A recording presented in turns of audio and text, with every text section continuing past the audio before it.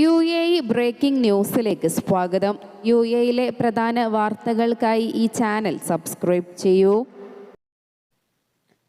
അനധികൃതമായി അപ്പാർട്ട്മെന്റുകളും വില്ലകളും പാർട്ടീഷൻ ചെയ്ത് വാടകയ്ക്ക് നൽകുന്നതിനെതിരെ ദുബായ് സർക്കാർ കർശന നടപടികൾ സ്വീകരിച്ചതിന് പിന്നാലെ സ്റ്റുഡിയോ ഒറ്റ കിടപ്പുമുറി അപ്പാർട്ട്മെന്റുകളുടെ വാടക നിരക്കുകളിൽ വൻ വർധനവ്.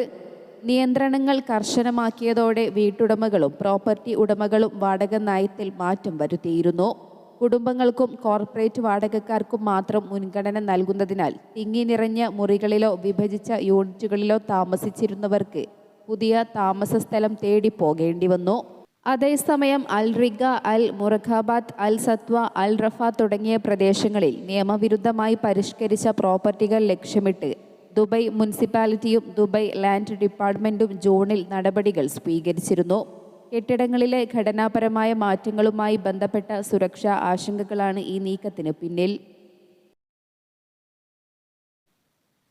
അടിയന്തര സാഹചര്യങ്ങളെ നേരിടാനുള്ള അബുദാബിയുടെ കഴിവുകൾ വർദ്ധിപ്പിക്കുന്നതിനായി അൽ ഐൻ മേഖലയിൽ കോർഡിനേഷൻ ആൻഡ് മോണിറ്ററിംഗ് സെന്റർ തുറന്നു.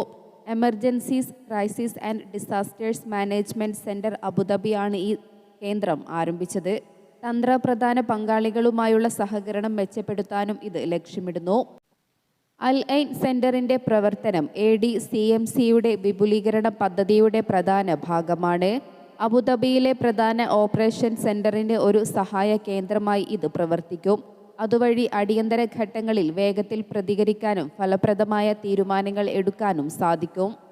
അൽ ഐനിലെ കോർഡിനേഷൻ ആൻഡ് മോണിറ്ററിംഗ് സെന്ററിന് തുടക്കം പ്രതിസന്ധികളെ നേരിടാനുള്ള അബുദാബിയുടെ ഒരു പ്രധാന ചുവടുവെപ്പാണെന്ന് ADCMCയുടെ response and recovery sector executive പറഞ്ഞു. പുതിയ കേന്ദ്രം അൽ ഐനിലെ പ്രവർത്തനങ്ങൾ മെച്ചപ്പെടുത്തും. കൂടാതെ ഏത് അടിയന്തര സാഹചര്യത്തെയും നേരിടാൻ 24 മണിക്കൂറും തയ്യാറായിരിക്കും.